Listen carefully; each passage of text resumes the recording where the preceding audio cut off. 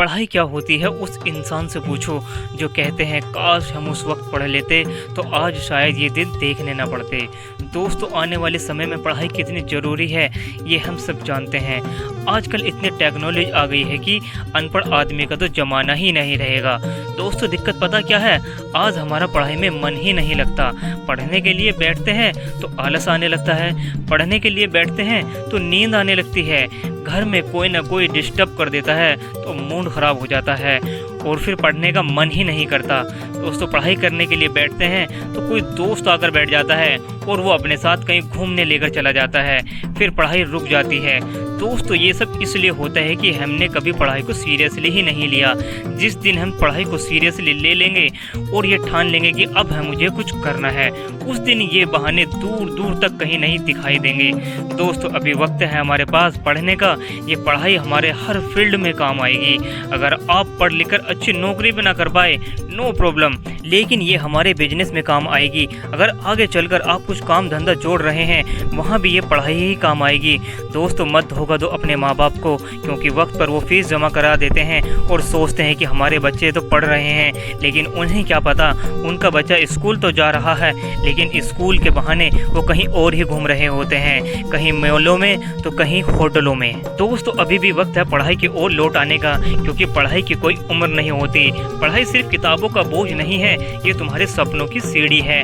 आज जो तुम मेहनत करोगे वही कल तुम्हारा भविष्य बनाएगी। पढ़ाई एक चाबी है जो हर बंद दरवाजे को खोल सकती है। ये हमें न सिर्फ ज्ञान देती है बल्कि सोचने की शक्ति भी देती है। जो पढ़ता है वही अपने सपने को गढ़ता है। शिक्षा से ही हम अंधकार से प्रकाश की ओर बढ़ते हैं। यह हमें अच्छा इंसान बनाती है और समाज को बेहतर बनाती है। दोस्तों, अब सवाल आता है कि पढ़ाई करे तो करे कैसे? यह सवाल हर छात्र के मन में आता है। अब चलो इस पर भी कुछ बात कर लेते हैं। दोस्तों, सबसे पहले टाइम टेबल बनाएं। रोज पढ़ाई का एक समय तय करें। पढ़ने का सबसे बेस्ट टाइम सुबह का होता है, जब परिवार के सभी सदस्य सोए हुए हों। उस वक्त ना कोई डिस्टर्ब करने वाला होता है और ना ही कोई शोर शराबा होता है, ना ही नींद आती है और ना ही आलस आता है।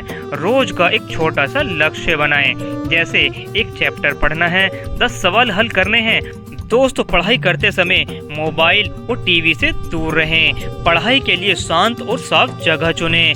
एक बार में 30 से 40 मिनट तक पढ़ें और फिर 5 से 10 मिनट का ब्रेक लें। इससे मन भी नहीं उबदा और याददाश्त भी तेज होती है। पढ़ने के बाद खुद से सवाल करें कि मैंने क्या सीखा है।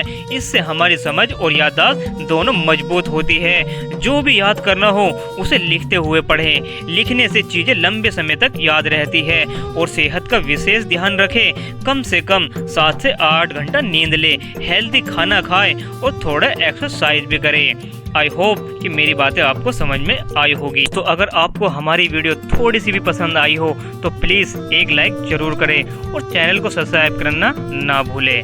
Thank you. जय हिंद।